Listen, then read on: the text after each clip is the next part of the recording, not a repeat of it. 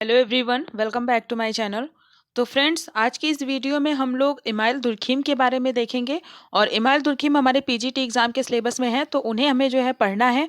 और इसके पहले भी हमने इमाइल दुर्खिम से रिलेटेड वीडियो पहले ही डाल रखा है चैनल पे। अगर आपने उसे नहीं देखा है तो जाकर के देख सकते हैं, लेकिन हम दोबारा से इमाइल दुर्खिम के बारे में डिस्कस करेंगे और उनसे संबंधित जो भी चीज़ें हैं उसको जो है देखेंगे। तो वीडियो स्टार्ट करने से पहले आपसे रिक्वेस्ट है कि अगर आप चैनल पर फर्स्ट टाइम आए हैं तो चैनल को सब्सक्राइब कर लीजिए और बेल आइकन प्रेस करना मत भूलिएगा, ताकि जब भी वीडियो जाए तो उसका नोटिफिकेशन आपको मिल सके और आप वीडियो देख सकें। और आप समाज शास्त्र संबंधित किसी भी विषय की तैयारी, किसी भी एग्जाम की तैयारी कर रहे हैं तो आप जो है चैनल के साथ बने रहिए। आपके लिए बहुत सारे वीडियोस ऑलरेडी चैनल पे हैं, 100+ वीडियोस हैं जो कि आपके लिए बहुत ज़्यादा हेल्पफुल हैं। तो आप उन्हें जाकर के ज़रूर देखिए, 100% आपको वो हेल्प करेंगे। और ये हमारा पीजीटी एग्ज़ाम के लिए है, तो हम ये एक एक थिंकर को देख रहे हैं। पीजीटी में जितने भी थिंकर हैं उन सभी को हम कवर करेंगे, तो आप चैनल के साथ बने रहिएगा। तो चलिए आज हम इमाइल दुर्खिम के बारे में देखते हैं। इसके पहले हमने अगस्त काम्टे हर्बर्ट स्पेंसर का जो है वीडियो वो ऑलरेडी अपलोड कर दिया है, तो आप उसे भी जाकर के देख लीजिएगा। तो चलिए पॉइंट टू पॉइंट देखेंगे। तो देखिए, सबसे पहले जो इमाइल दुर्खिम है, इनका जन्म कब हुआ था? तो इनका जन्म हुआ था 1858 में और इनकी मृत्यु हुई थी 1917 में। फिर पहला पॉइंट है, देखिए, इमाइल दुर्खिम का जन्म 15 अप्रैल सन 1858 में फ्रांस के एपिनल नगर में एक यहूदी परिवार में हुआ था। तो इसमें इंपॉर्टेंट इतना ही है कि इनका जन्म जो है वो 1858 में हुआ था फ्रांस में। अगला देखिए, अगला पॉइंट है, दुर्खिम ने 1893 में डॉक्टरेट की उपाधि प्राप्त की थी। इनके शोध का विषय था division of labour in society. तो देखिए इनका जो इनका जो थीसिस था उसका सब्जेक्ट क्या था? तो उसका सब्जेक्ट था division of labour in society. इसी पर इन्होंने शोध प्राप्त किया था और 1893 में। अगला पॉइंट देखिए, दुर्खिम ने समाजशास्त्र के विषय वस्तु को ही स्पष्ट नहीं किया, बल्कि समाजशास्त्र को एक स्वतंत्र एवं स्वायत्त विज्ञान के रूप में विकसित किया। इसीलिए दुर्खिम को पहला अकादमिक समाजशास्त्री माना जाता है। तो इनको पहला अकादमिक समाजशास्त्री भी माना जाता है, ये भी आप याद रखिएगा। फिर अगला पॉइंट देखते हैं, दुर्खिम ने वैज्ञानिक नैतिकता यानी साइंटिफिक मोरलिटी को समाज की एकता का आधार बताया। नैतिकता एक ऐसा दर्शन है जो धर्म का स्थान ले सकता है, जो कि विज्ञान द्वारा संभव है। तो इन्होंने जो है वैज्ञानिक नैतिकता को समाज की एकता का आधार बताया था। साइंटिफिक मोरलिटी की बात इन्होंने की थी, वैज्ञानिक एकता की बात की थी और बताया था कि यही जो है समाज की एकता का आधार बनता है। अगला पॉइंट देखते हैं, अगला पॉइंट है, दुर्खिम को इतिहासकार, देखिए ये इतना इंपॉर्टेंट नहीं है, इसको हम छोड़ देते हैं। अगला पॉइंट देखिए, इनकी जो प्रमुख कृतियां हैं, प्रमुख पुस्तकें हैं, उसको हम देखते हैं। देखिए, दुर्खिम से संबंधित हमने पहले भी वीडियोस डाला है चैनल पे, तो इसीलिए हम बहुत ज़्यादा डिटेल में नहीं डिस्कस करेंगे। बस जो चीज़ें सारे नोट्स में लिखी हुई हैं आप उसको देखिए और उसमें से जो जो इंपॉर्टेंट पॉइंट्स हैं आप उसको नोट करते जाइएगा। तो देखिए, इनके सबसे पहले जो पुस्तक है the division of labour in society 1893। उसके बाद दूसरी है the rules of sociological method 1895। उसके बाद तीसरी है the suicide a study in sociology, ये 1897। फिर अगली है the elementary forms of the religious life 1912। ये इनके मेन 4 पुस्तकें हैं, आप इन्हें जरूर याद रखिएगा। उसके बाद अगला पॉइंट देखिए, दुर्खिम की मृत्यु के बाद पत्नी लुइस ड्रेफन द्वारा प्रकाशित पुस्तकें, यानी इनके मृत्यु के बाद कौन कौन सी पुस्तकें प्रकाशित हुई हैं तो वो अलग से हैं। तो देखिए, सबसे पहला है सोशियोलॉजी ऑफ एजुकेशन 1922। फिर दूसरी है सोशियोलॉजी ऑफ फिलॉसफी 1924। फिर तीसरी है मोरल एजुकेशन 1925। तो देखिए, इनका जितनी भी पुस्तकें हैं आप उसे जो है क्रम से याद रखेंगे तो ज़्यादा अच्छा रहेगा, क्योंकि नेट के एग्ज़ाम में हमारे सीक्वेंस बहुत पूछता है पुस्तकों का, और पिछले नेट के एग्ज़ाम में जो है दुर्खिम से रिलेटेड उनकी पुस्तकों का सीक्वेंस भी पूछा था, तो आप लोग ध्यान रखिएगा। आगे देखिए, पत्नी लुइस की मृत्यु के बाद अन्य स्रोतों से प्रकाशित पुस्तकें, यानी इनके पत्नी की मृत्यु के बाद भी जो अलग से प्रकाशित हुई थी पुस्तकें वो भी हैं। तो देखिए, पहला है द सोशियोलिज्म 1928। दूसरा है the evaluation of pedagogy in France 1938। उसके बाद है लैक्स द सोशियोलॉजी 1950। फिर है प्रिग्मेटिज्म एंड सोशियोलिज्म 1955। उसके बाद अगला है मॉन्टेस्क्यू एंड रूसो 1953। तो ये इनकी सारी की सारी इंपॉर्टेंट बुक्स हैं, आपको जो नहीं पता है आप उसे जरूर नोट कर लीजिएगा। फिर अगला पॉइंट देखिए, दुर्खिम का समाजशास्त्री योगदान। तो इनका समाजशास्त्र में कौन कौन सा योगदान है उसको देखते हैं। देखिए आप लोग वीडियो को अंत तक देखिए, क्योंकि इंपॉर्टेंट चीज़ें जो होती हैं, आप लोग अगर वीडियो आधा छोड़ करके चले जाते हैं तो आपका नुकसान हो सकता है। तो वीडियो अगर आपको नहीं देखना है तो आप इसको वीडियो को स्टार्ट ही मत करिए, और अगर आप वीडियो को देख रहे हैं तो वीडियो को पूरा देखिए, क्योंकि आपके काम की ही चीज़ें हैं। यहाँ पे फर्जी ऐसी कोई चीज़ नहीं है कि आप देखेंगे और आपको नुकसान कर देगा। आप अगर देखेंगे तो आप कुछ ना कुछ इससे सीखेंगे ही।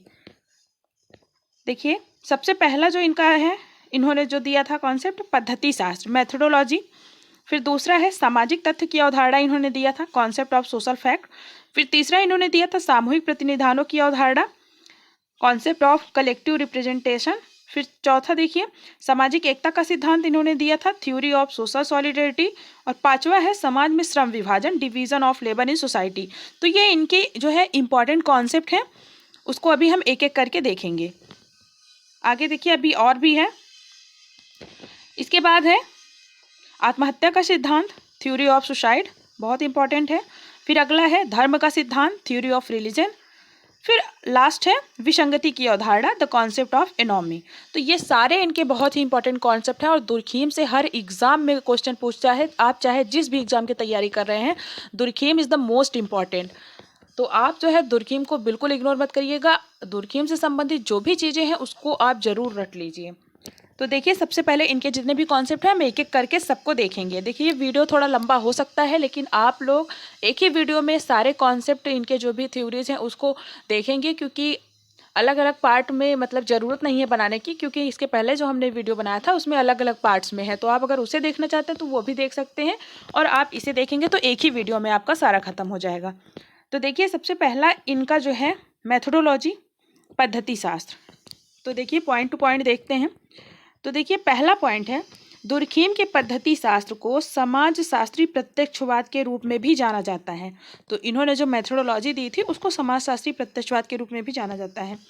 फिर अगला पॉइंट है, दुर्खिम ने अपनी पुस्तक समाजशास्त्री पद्धति के नियम, इनकी जो पुस्तक है the rules of sociological method, इसमें इन्होंने यह स्पष्ट किया है कि सामाजिक घटनाओं के अध्ययन के लिए एक वैज्ञानिक पद्धति का प्रयोग करना आवश्यक है।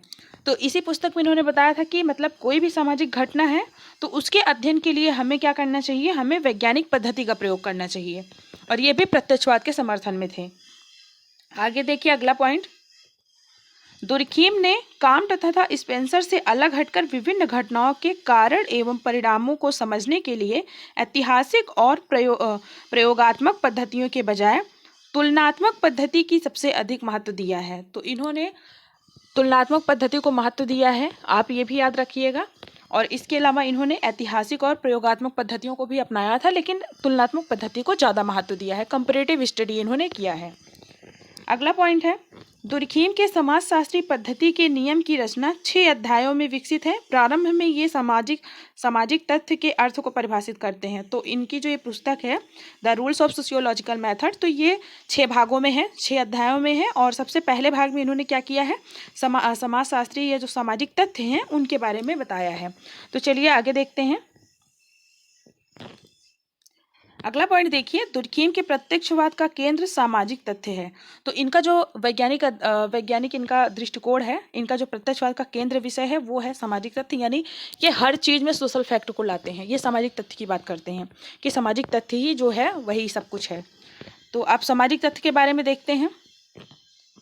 तो इनका सामाजिक जो है पहला पद्धति शास्त्री मेथोडोलॉजी के बारे में हमने देख लिया। उसमें इन्होंने बताया है, मतलब उसमें इन्होंने तुलनात्मक पद्धति का प्रयोग किया है, और इनका कहना था कि कोई भी सामाजिक घटना हो उसका अध्ययन हमें वैज्ञानिक तरीके से करना चाहिए। कुल मिलाकर के यही 2-3 मेन जो है इंपॉर्टेंट बातें हैं।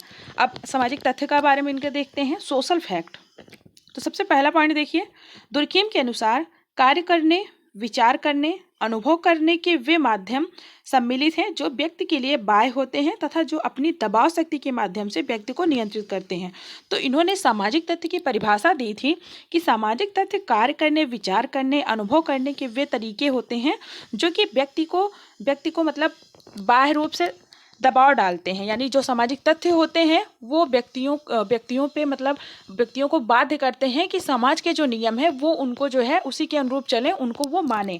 तो सामाजिक तथ्य जो होता है सोशल फैक्ट, उसमें बाह्यता होती है और बाध्यता होती है, यानी ये व्यक्तियों से परे होते हैं, बाह्य होते हैं, इनका एक पार्टिकुलर पर्सन से कोई मतलब नहीं होता है, वो अपने आप में उनका एक अलग अस्तित्व होता है। और जो बाध्यता होती है यानी वो व्यक्तियों को मानना ही पड़ता है। अगला पॉइंट देखते हैं।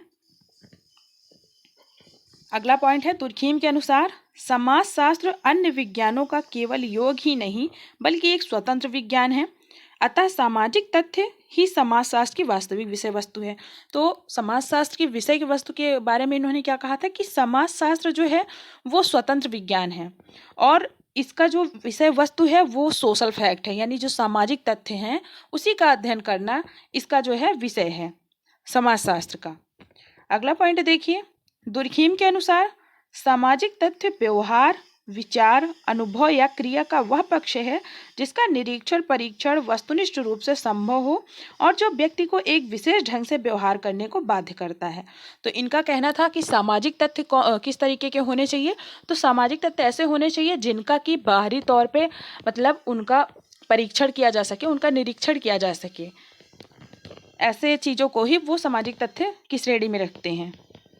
आगे देखिए, सामाजिक तथ्य अधिवैयक्तिक होता है। दूसरा, सामाजिक तथ्य सामाजिक धारा होती है। तो सामाजिक तथ्य अधिवैयक्तिक का क्या मतलब है कि जो सामाजिक तथ्य होते हैं ये व्यक्तियों से बाह्य होते हैं, मतलब कई सारे व्यक्तियों का समूह मिलकर के सामाजिक तथ्यों को बनाता है, लेकिन अलग से किसी एक व्यक्ति के अस्तित्व का कोई मतलब महत्व नहीं होता है। तो सामाजिक तथ्य जो होते हैं वो व्यक्तियों से परे होते हैं, वो व्यक्ति के अंदर नहीं होते हैं, बाह्य होते हैं। अगला पॉइंट है, सामाजिक तथ्य सामाजिक धारा होती है। तो इन्होंने सामाजिक तथ्य को सामाजिक धारा यानी सोशल करंट कहा है। आगे देखते हैं अगला पॉइंट, सामाजिक तथ्य विश्वासों, अभिवृत्तियों और समूह के व्यवहारों का सामूहिक पहलू है। तो सामाजिक तथ्य को इन्होंने क्या कहा है कि सामाजिक तथ्य जो होते हैं वो विश्वास मतलब एक तरह से व्यक्तियों के विश्वास होते हैं, उनकी आवृत्तियाँ होती हैं और समूह के व्यवहार होते हैं, मतलब किसी एक व्यक्ति का व्यवहार जो है सामाजिक तथ्य नहीं होता है, समूह का व्यवहार जो होता है उसका जो सामूहिक पहलू होता है वो सामाजिक तथ्य होता है। अगला देखिए, सामाजिक तथ्य वस्तुतः सामाजिकता होती है। सामाजिक तथ्य क्या होते हैं, उनमें सामाजिकता होती है। फिर है सार्वभौमिकता होती है, तो यानी सामाजिक तथ्य सार्वभौमिक होते हैं, हर जगह पाए जाते हैं और ये पीढ़ी दर पीढ़ी हस्तांतरित किए जाते हैं। सामाजिक तथ्य पीढ़ी दर पीढ़ी हस्तांतरित किए जाते हैं। आगे देखिए, कुछ ऐसे तथ्य जो सामाजिक संगठनों की तरह स्पष्ट तो नहीं है लेकिन उनका अन्य सामाजिक तथ्यों की तरह ही वर्चस्व और वस्तुनिष्ठता होती है, ऐसे सामाजिक तथ्यों को दुर्खीम ने सामाजिक धाराएं यानी सोशल करेंट्स कहा है। इन्होंने जो अभी कहा कि सामाजिक तथ्य जो है वो सामाजिक धाराएं होती हैं, तो यही मतलब है कि जो तथ्य सामाजिक संगठनों की तरह स्पष्ट नहीं होते हैं उन्हें वो सामाजिक धारा कहते हैं। जैसे इन्होंने उदाहरण, बाढ़ हो गया, बाढ़ पीड़ित हो गए, भूकंप हो गया, भूकंप से पीड़ित जो लोग होते हैं ये सारे। आगे देखिए, तो इनका ये सामाजिक तथ्य की अवधारणा थी। आई होप आपको समझ में आया होगा। अगर आपको नहीं समझ में आया तो इससे अच्छा जो है हमने बहुत ही मतलब इस वीडियो में थोड़ा फास्ट चल रहे हैं, लेकिन आप जो है पुरानी वीडियो जा करके देखेंगे दुर्खीम में, तो उसमें एक एक वीडियो पे अलग अलग है, तो उसमें आपको और अच्छे से एक्सप्लेन किया गया है, आपको समझ आ जाएगा, आप देख सकते हैं। तो देखिए, अब इनका नेक्स्ट जो है कॉन्सेप्ट सामूहिक प्रतिनिधित्व की अवधारणा, the concept of collective representation. तो इसको देखते हैं। तो देखिए, सबसे पहला है सामूहिक प्रतिनिधित्व की अवधारणा सामाजिक तथ्यों के विश्लेषण पर आधारित है। तो जो सामाजिक तथ्य के बारे में अभी हमने देख लिया, तो सामूहिक प्रतिनिधित्व की अवधारणा सामाजिक तथ्यों के विश्लेषण पर आधारित है। फिर अगला पॉइंट है विश्वास। तो विश्वास का तर्क द्वारा खंडन नहीं किया जा सकता है। तो ये सारी चीजें हैं। आगे हैं संवेग, सेंटिमेंट्स जो होते हैं, भावनाएं एवं विचार आदि, इन्हें देखा नहीं जा सकता है किंतु इनके प्रतीकों को देखे जा सकते हैं, जैसे आंसू, खुशी, ये सारी चीज़ें। तो ये संवेग और विश्वास के बारे में कहा गया है। अब आगे हम देखते हैं कि जो सामूहिक प्रतिनिधित्व है वो क्या है, सोशल रिप्रेजेंटेशन क्या होता है, सामूहिक प्रतिनिधित्व की अवधारणा। तो सबसे पहला पॉइंट देखिए, व्यक्तियों में कुछ समान विचार, धारणाएं, भावनाएं, विश्वास पाए जाते हैं जिन्हें समाज के अधिकतर लोग मानते हैं तथा इसके प्रति आदर भाव रखते हैं। यानी हमारे सोसाइटी में कुछ ऐसी चीज़ें होती हैं कि जिसके प्रति लोगों के समान विचार भावनाएं होती हैं और सभी उसको मानते हैं। आगे देखते हैं। सामाजिक अंतःक्रिया के दौरान ये विचार भावनाएं विश्वास आदि सामाजिक प्रतीकों के रूप में विकसित हो जाते हैं। ये प्रतीक अधिकांश व्यक्तियों द्वारा मान्य होते हैं, अतः वे सामूहिक रूप से सामाजिक जीवन के विभिन्न पक्षों का प्रतिनिधित्व करते हैं, जैसे राष्ट्रीय ध्वज राजनीतिक जीवन तथा सम्मान का प्रतीक। तो जो चीज़ें सामूहिक रूप से मान्य होती हैं वही कहीं ना कहीं मतलब सामूहिक प्रतिनिधित्व, यानी प्रतिनिधित्व मतलब क्या होता है कि किसी चीज़ का रिप्रेजेंटेशन जैसे किया जाता है। तो जो चीज़ें सामूहिक रूप से मान्य है उसका एक प्रतीक होता है, एक चिन्ह होता है और सभी लोग उसको मानते हैं। आगे पॉइंट देखिए। सामूहिक प्रतिनिधित्व के लिए आवश्यक भावनाओं एवं धारणाओं का निर्माण सामूहिक चेतना में होता है।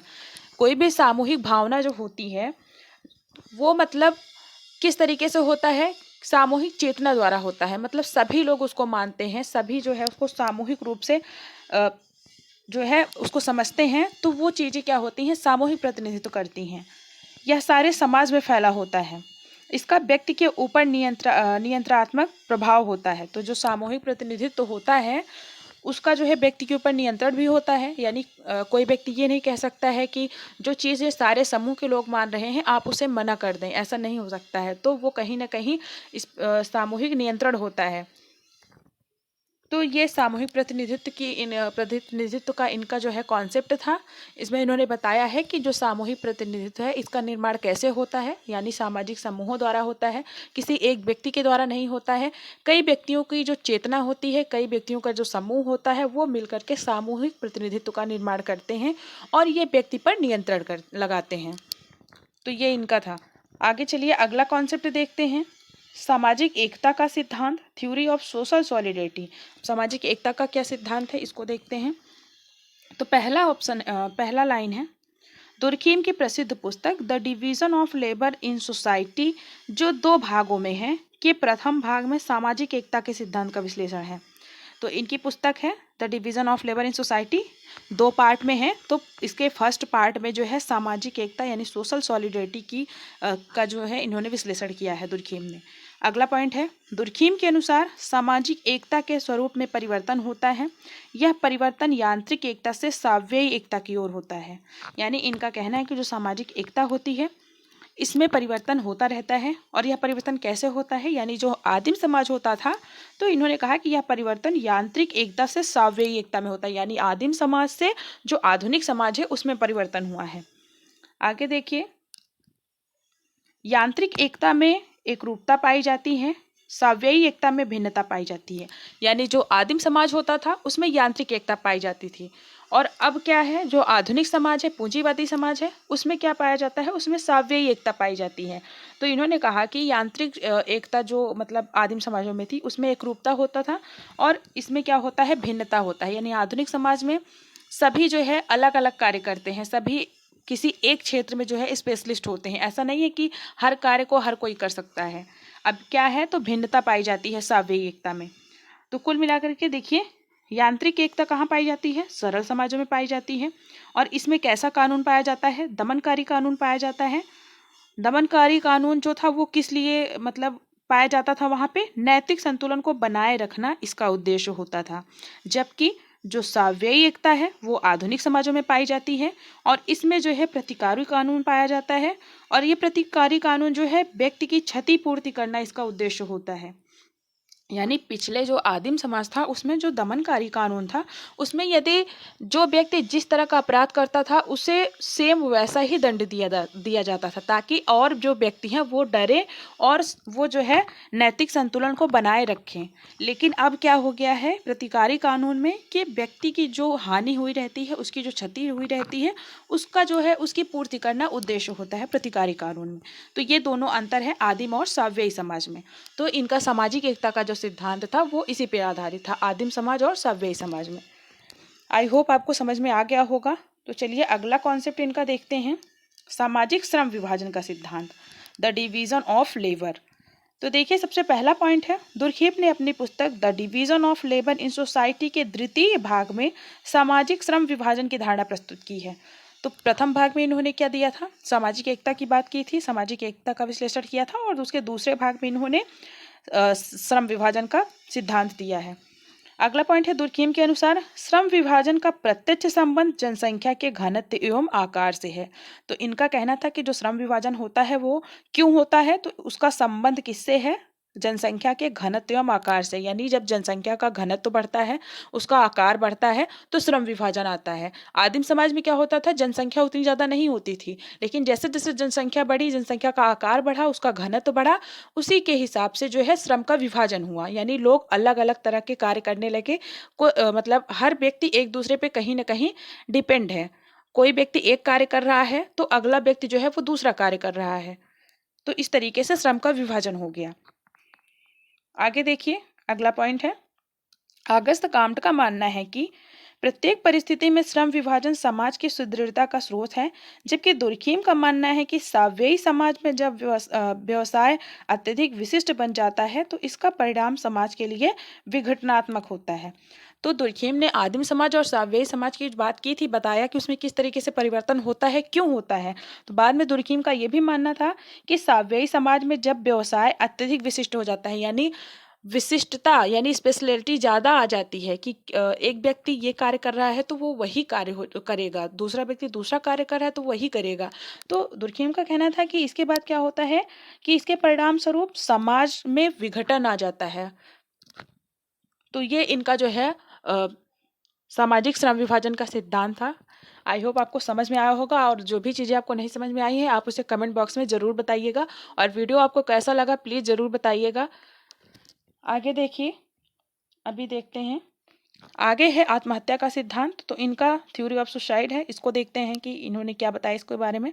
तो पहला देखिए, पहली लाइन है, आत्महत्या एक सामाजिक तथ्य या घटना है जिसके लिए समाज जिम्मेदार है। तो दुर्खीम का मानना क्या था कि आत्महत्या क्या है, सबसे पहले इन्होंने आत्महत्या को सामाजिक तथ्य माना है और सामाजिक घटना कहा इसे, और इसके लिए इन्होंने समाज को ही जिम्मेदार माना है।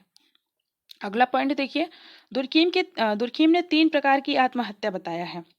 पहला इन्होंने बताया अहमवादी इगोइस्टिक सुसाइड। इसमें इन्होंने बताया कि व्यक्ति तथा समाज का संबंध शिथिल, बंधन युक्त अथवा अव्यवस्थित हो जाता है तो व्यक्ति क्या करता है, इगोइस्टिक सुसाइड कर लेता है, यानी जब उसकी समाज के साथ बनती नहीं है। आगे देखिए, दुर्खीम के अनुसार अहमवादी आत्महत्या के 4 प्रमुख कारण हैं। इन्होंने 4 प्रमुख कारण बताए हैं इगोइस्टिक सुसाइड के।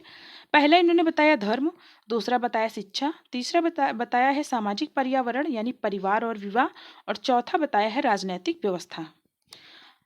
तो अब अगला देखिए, दूसरा इन्होंने आत्महत्या जो बताया है वो है परार्थवादी यानी अल्ट्रिस्टिक सुसाइड जो होता है।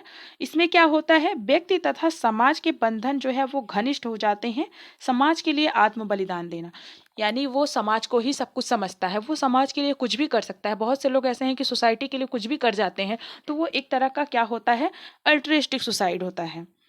उसके बाद तीसरा इन्होंने बताया है विसंगति यानी एनॉमिक सुसाइड जो होता है। इसमें इन्होंने बताया है कि व्यक्ति के जीवन में आकस्मिक परिवर्तन के फलस्वरूप अस्वाभाविक परिस्थितियां जो है उत्पन्न होती हैं, यानी समाज में इस तरीके के चेंजेस होते हैं कि जिसमें अपने आप को इंसान नहीं ढाल पाता है तो वो कहीं ना कहीं जो है सुसाइड कर लेता है, तो इसे जो है एनॉमिक सुसाइड बोलते हैं। तो ये 3 तरह के इन्होंने मुख्य रूप से सुसाइड बताए थे। तो इनका ये आत्महत्या का सिद्धांत था। आगे देखिए, अब अगला है नेक्स्ट, धर्म का सामाजिक सिद्धांत, सोशल थ्योरी ऑफ रिलीजन। तो इन्होंने धर्म के बारे में ये क्या कहा है उसको देखते हैं। तो सबसे पहला पॉइंट है, धर्म संपूर्ण रूप से सामाजिक तथ्य या सामाजिक घटना है। तो इन्होंने धर्म को भी क्या कहा है, सामाजिक तथ्य या सामाजिक घटना कहा है। वह इस अर्थ में कि नैतिक रूप से सामूहिक चेतना का प्रतीक ही धर्म है। तो इन्होंने धर्म किसे माना है, तो इनका मानना है कि जो सामूहिक चेतना होती है, यानी जो व्यक्तियों की चेतना मिल करके जो सामूहिक चेतना बनाती है, तो सामूहिक चेतना का प्रतीक जो होता है उसको इन्होंने धर्म माना है। क्योंकि व्यक्ति सामूहिक चेतना जो होती है वो मतलब सभी के द्वारा मान्य होती है, तो धर्म भी क्या है, सभी के द्वारा मान्य है, तो इसलिए इन्होंने ऐसा कहा था। अगला पॉइंट है, समाज ही वास्तविक देवता है। ये समाज को बहुत ज़्यादा इंपॉर्टेंस देते हैं, आप सभी को पता होगा। तो इनका कहना है कि समाज ही वास्तविक देवता है। आगे देखिए, अगला पॉइंट है, दुर्खीम ने टायलर के आत्मवाद, मैक्स मूलर की प्रकृतिवाद और फ्रेजर के धर्म व्युत्पत्ति के सिद्धांत की आलोचना करते हुए प्रत्येक धर्म का आधार समाज को माना है। मतलब इन्होंने टायलर, मैक्स मूलर और फ्रेजर के जो सिद्धांत थे उसकी आलोचना की थी और बताया था कि सभी धर्मों का आधार क्या है, समाज है। और कहा है कि स्वर्ग का समाज एक महिमान्वित समाज है। यह इनका कथन है, कई बार एग्जाम में पूछा है, आप लोग याद रखिएगा। स्वर्ग का समाज एक महिमान्वित समाज है। अगला पॉइंट है ऑस्ट्रेलिया की आरुंटा जनजाति का अध्ययन इनके आधार इन्होंने किया था। ऑस्ट्रेलिया की आरुंटा जनजाति का इन्होंने अध्ययन किया था और इसके आधार पर इन्होंने बताया कि धार्मिक अनुभव एक प्रकार की सामूहिक उत्तेजना के कारण होता है। यानी धार्मिक अनुभव जो होता है, जो व्यक्तियों का वो क्यों होता है? क्योंकि जो सामूहिक उत्तेजना होती है, यानी जब लोग एकत्रित होते हैं किसी जगह पे, कोई कार्य करते हैं, हर कोई मिल करके करता है, कोई मतलब उत्सव मनाता है या उल्लास मनाता है, तो कहीं ना कहीं एक सामूहिक उत्तेजना आ जाती है। और इस तरीके से क्या होता है कि धार्मिक जो अनुभव होता है उसकी वजह से सामूहिक उत्तेजना के कारण जो है धर्म का उद्भव हुआ, इनका ऐसा मानना था। अगला पॉइंट देखिए, दुर्खीम के अनुसार टोटमवाद के कारण पवित्र और साधारण में भेद करने की भावना उत्पन्न हुई, इसीलिए टोटमवाद ही समस्त धर्मों का प्राथमिक स्तर है। तो सबसे पहले तो ये लाइन इंपॉर्टेंट है कि इन्होंने टोटमवाद को समस्त धर्मों का प्राथमिक स्तर माना है, यानी इनका मानना है कि टोटमवाद की वजह से ही धर्म का उद्भव हुआ है। और इनका कहना है कि टोटमवाद के कारण ही लोग जो है पवित्र और साधारण में भेद कर पाते हैं, कि मतलब ये चीज़ें पवित्र हैं और ये चीज़ें, जो चीज़ें अपवित्र हैं, उन्हें ये साधारण की श्रेणी में रखते हैं। तो धर्म क्या है? धर्म को इन्होंने पवित्र माना है, इसीलिए इन्होंने जो है धर्म को पवित्र की श्रेणी में रखा है और जो साधारण चीज़ें होती हैं उसे अपवित्र माना है। अगला पॉइंट है टोटम सामुदायिक प्रतिनिधित्व का प्रतीक है। यानी टोटम जो है इसे इन्होंने सामुदायिक प्रतिनिधित्व का प्रतीक माना है, क्योंकि टोटम जो होता है, कोई वृक्ष, पहाड़, कुछ भी, नदी, कोई भी चीज़ें हो सकती हैं, टोटम। तो टोटम जो है वो आदिवासी जो जनजातियां होती थी उनमें पाया जाता है और उस जनजाति या समुदाय के जितने भी सदस्य होते हैं वो सभी उस टोटम को मानते हैं। तो इसीलिए इन्होंने कहा कि इसमें सामुदायिक प्रतिनिधित्व होता है, यानी सभी उसको मानते हैं, सार्वभौमिक है। टोटम क्या होता है? तो अभी हमने बताया कि एक दूसरे को, मतलब टोटम के लोग जो होते हैं वो एक दूसरे को भाई बहन मानते हैं, आपस में मतलब विवाह नहीं करते हैं एक टोटम को मानने वाले। और ये टोटम जो है कोई प्रतीक चिन्ह कुछ भी हो सकता है। आगे देखिए, अगला पॉइंट है टोटम एक समूह के नैतिक जीवन के सामूहिक प्रतिनिधित्व का प्रतीक है। इस प्रकार धर्म का मूल स्रोत तो स्वयं समाज है और ईश्वर समाज की प्रतीकात्मक अभिव्यक्ति है। तो टोटम को उन्होंने क्या कहा कि नैतिक जीवन, जो समूह के नैतिक जीवन के सामूहिक प्रतिनिधित्व का प्रतीक होता है।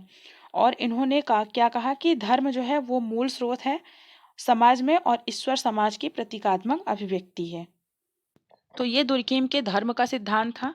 इन्होंने इसमें टोटम को महत्वपूर्ण माना है, इम्पोर्टेंस दिया है कि जो टोटम होता है उसी की वजह से धर्म की उत्पत्ति हुई है।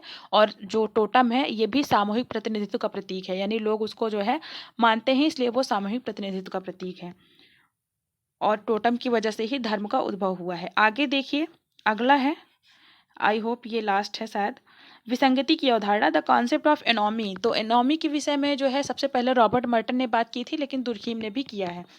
तो देखिए, सबसे पहला पॉइंट है दुर्खीम ने विसंगति की अवधारणा को the division of labour in society में उस स्थान पर विकसित। तो अगला पॉइंट देखिए, अगला पॉइंट है दुर्खीम ने आधुनिक अर्थ में विसंगति की अवधारणा को व्यक्त किया। इन्होंने एनोमी के स्थान पर एलियनेशन शब्द का प्रयोग किया। ये पॉइंट मुझे थोड़ा गड़बड़ लग रहा है, इसको छोड़ देते हैं। एनोमी के नाम से ही, मतलब दुर्खीम का जो है एनोमी ही जाना जाता है। अगला पॉइंट है दुर्खीम ने संपूर्ण सामाजिक संरचना में उस विशेष दशा को व्याधिकी माना जिसमें व्यक्ति के विकास में प्रतिकूल तथा अस्वाभाविक प्रभाव पड़ता है। तो एनोमी के विषय में इनका क्या मानना है कि यानी जब व्यक्ति के विकास में प्रतिकूल या अस्वाभाविक प्रभाव पड़ता है तो कहीं ना कहीं एनोमी की जो है भावना आ जाती है।